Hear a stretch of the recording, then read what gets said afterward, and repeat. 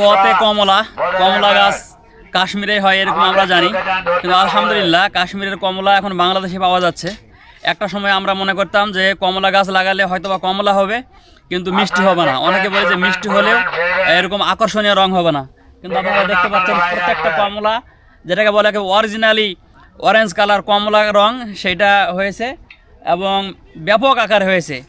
আমরা আপনাদেরকে দেখাচ্ছি যে একটা দুইটা ধরেছে হঠাৎ মঠাৎ এরকম না, ব্যাপক আকারে হয়েছে, ফলন খুব ভালো হয়েছে, কালারটাও অনেক সুন্দর। আর এখানে যেমনভাবে ফল বাজারজাত করে লাভবান হচ্ছে, আর এখানে অনেক দর্শনার্থী এসেছে, দর্শনার্থীর সংখ্যা এত বেশি যে লাস্টে মাইকিং করতেছে যে আপনারা কেউ ফলে হাত দিবেন না, ফল ছিঁড়বেন না, এগুলো করে মাইকিং করতে হচ্ছে, এত দর্শনার্থী এখানে এসেছে।